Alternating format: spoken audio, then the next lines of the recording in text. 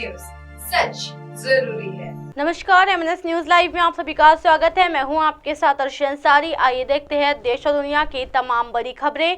इससे पहले एक नजर हेडलाइंस पर। मोदी जी, नई गारंटी से पहले पुरानी गारंटी का तो हिसाब दीजिए। राहुल गांधी ने प्रधानमंत्री पर साधा निशाना। एनडीए की तरफ से कुपेंद्र रेड्डी कर्नाटक से दाखिल करेंगे नामांकन। महाराष्ट्र में आज कांग्रेस की बैठक। आज महाराष्ट्र में कांग्रेस की मीटिंग। अशोक चौहान समर्थक 3 एमएलए नहीं होंगे शामिल। आइए देखते हैं खबरें विस्तार से। मोदी जी, नई गारंटी से पहले पुरानी गारंटियों का तो हिसाब दीजिए। राहुल गांधी ने एक्स पर के पोस्ट में साधा प्रधानमंत्री पर निशाना। जी हां, कांग्रेस के वरिष्ठ नेता और पार्टी के भारत जोड़ो न्याय यात्रा की अगुवाई कर रहे राहुल गांधी ने प्रधानमंत्री नरेंद्र मोदी पर किसानों की आय दोगुनी करने से लेकर काला धन वापस लाने तक कई बातों को लेकर उन पर बेहद तीखा हमला किया है। इसके साथ ही राहुल गांधी ने पीएम मोदी पर देश में युवाओं को हर साल 2 करोड़ नौकरियां देने में फेल होने का भी आरोप लगाया है। केरल के वायनाड से लोकसभा के सांसद राहुल गांधी ने सोशल प्लेटफॉर्म एक्स पर एक पोस्ट में पीएम मोदी पर भारी तंज कसते हुए कहा, मोदी जी, नई गारंटियों से पहले पुरानी गारंटी का हिसाब करो। कांग्रेस नेता ने अपने सोशल पोस्ट पर कहा, हर साल 2 करोड़ नौकरियों की गारंटी झूठी, किसान की आय दोगुनी करने की गारंटी झूठी, काला धन वापस लाने की गारंटी झूठी, महंगाई कम करने की गारंटी झूठी, हर खाते में 15 लाख रुपए की गारंटी झूठी, महिलाओं की सुरक्षा और सम्मान की गारंटी झूठी, 100 स्मार्ट शहर बनाने की गारंटी झूठी, रुपयों को मजबूत करने की गारंटी झूठी, चीन को लाल आंख दिखाने की गारंटी झूठी, ना खाऊंगा ना खाने दूंगा की गारंटी झूठी। इसके साथ राहुल गांधी ने पीएम मोदी की कार्यशैली पर कुठाराघात करते हुए दावा किया, 10 सालों से झूठे सपनों का बायोस्कोप लेकर घूम रहे प्रधानमंत्री देश में ठगी का व्यापार कर रहे हैं। आरोपी की लंबे फहरिस्त के बाद राहुल गांधी ने एक्स के लिए पोस्ट में आखिर में लिखा, भाजपा सरकार का मतलब है झूठ और न्याय की गारंटी कांग्रेस देश के सपनों के साथ न्याय करेगी। मालूम हो कि राहुल गांधी की ओर से पीएम मोदी पर यह हमला उस वक्त हुआ है जब पंजाब के कुछ किसान यूनियन ने मोदी सरकार को उसके किए गए वादों को याद दिलाने के लिए दिल्ली चलो मार्च कर रही है।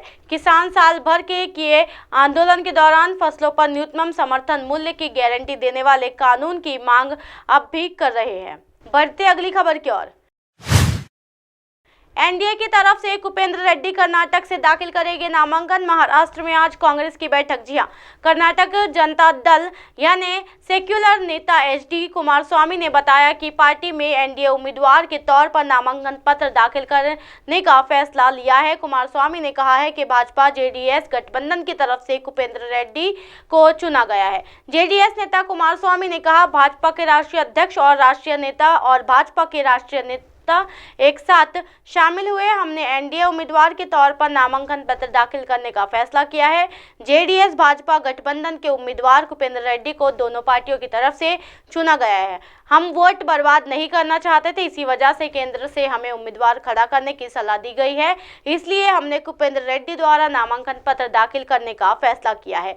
भाजपा की तरफ से इन नेताओं ने किया नामांकन दाखिल। जी हां, भाजपा के राष्ट्रीय अध्यक्ष जेपी नड्डा का गुजरात के मुख्यमंत्री भूपेंद्र पटेल एयरपोर्ट पहुंच चुके हैं। नड्डा यहां से सीधे अपना नामांकन दाखिल करने के गांधीनगर जाएंगे। वहीं कर्नाटक से भाजपा उम्मीदवार नारायण ने बेंगलुरु में अपना नामांकन दाखिल किया। केंद्रीय मंत्री अश्विन वैष्णव भी राज्यसभा चुनाव के लिए अपना नामांकन दाखिल कर चुके हैं। महाराष्ट्र में कांग्रेस की बैठक के बाद चंद्रकांत हंडोरे दाखिल करेंगे नामांकन। महाराष्ट्र में कांग्रेस नेता सतेज पाटिल ने बताया कि पिछले 3 दिनों में राज्य में जो घटनाक्रम हुआ है उसे देखते हुए एक बैठक बुलाई गई है। कल भी इस पर एक बैठक बुलाई गई थी। फिलहाल हमारी बैठक हो रही है। उन्होंने आगे कहा कि राज्य में पार्टी अध्यक्ष नाना पटोले और कांग्रेस विधायक दल के नेता बाला साहेब थोराट विधान भवन स्थित पार्टी कार्यालय में बैठक करेंगे। इस बैठक के बाद ही कांग्रेस के उम्मीदवार चंद्रकांत हंडोरे राज्यसभा चुनाव के लिए नामांकन पत्र दाखिल करेंगे।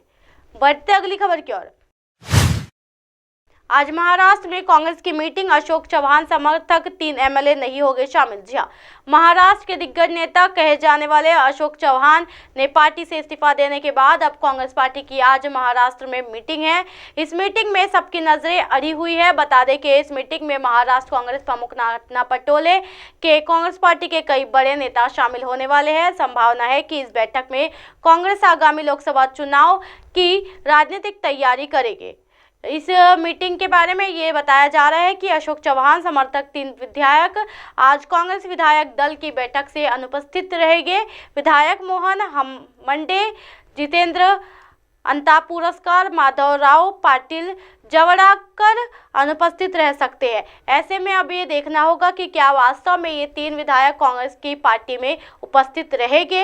इसके अलावा और एक खबर सामने आ रही है कि कांग्रेस की बैठक में और 6 या 7 विधायक अनुपस्थित रहेंगे। कथित तौर पर अनुपस्थित विधायकों ने पार्टी नेताओं के पास न आने के कारण बताए हैं। इसके अलावा बिना कारण बताए बैठक के गायब रहने वाले पर पार्टी की नजर रहेगी। इसी तरह के दिन भर की तमाम बड़ी खबरों से फिर कराऊंगी आपका रूबरू। तब तक के देखते रहिए MNS न्यूज नेटवर्क। मेरे साथ यानी अर्शी अंसारी के साथ नमस्कार।